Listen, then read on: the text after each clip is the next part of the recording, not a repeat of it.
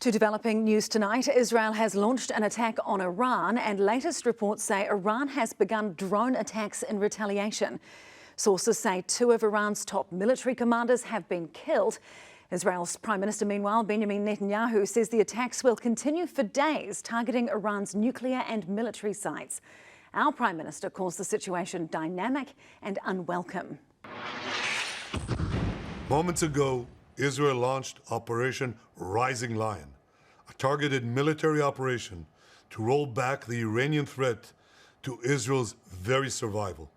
The assault began under the cover of darkness in Iran's capital, Tehran, and it appears to have claimed some key personnel. State television there reporting one of the strikes killed the country's Revolutionary Guard chief, Hossein Salami. It's also being reported the commander-in-chief of Iran's armed forces has been killed. Major General Mohammad Bagheri was the second highest in command in the country. Iranian media also says residential areas in the capital were hit, with civilians, including children, killed. Information not yet independently verified.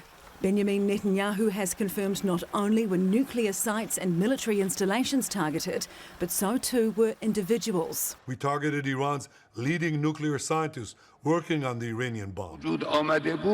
Iranian Supreme Leader Ayatollah Ali Khamenei, seen here delivering a speech last week, has warned that Israel will suffer severe consequences.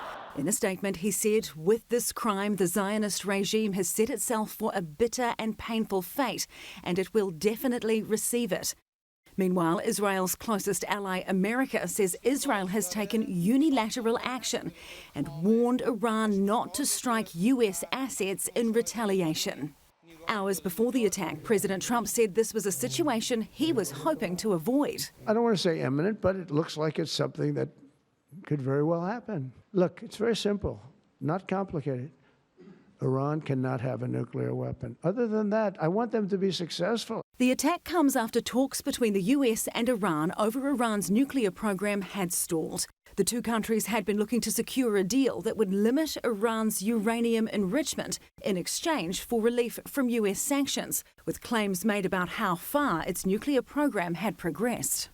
In recent years, Iran has produced enough highly enriched uranium for 9 atom bombs. Our Foreign Minister, Winston Peters, writing on X, said New Zealand is gravely concerned by the escalation in tensions between Israel and Iran. Any further retaliatory action significantly increases the risk of a regional war. This would have catastrophic consequences in the Middle East. Prime Minister Christopher Luxon saying the situation is dynamic. Obviously, it's a huge concern to us.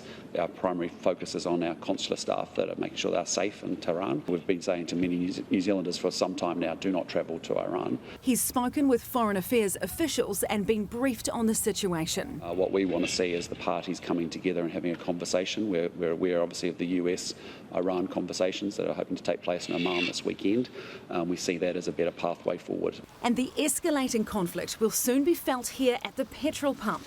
Oil prices jumped more than 7%, the highest in months, amid worries about disrupted oil supplies.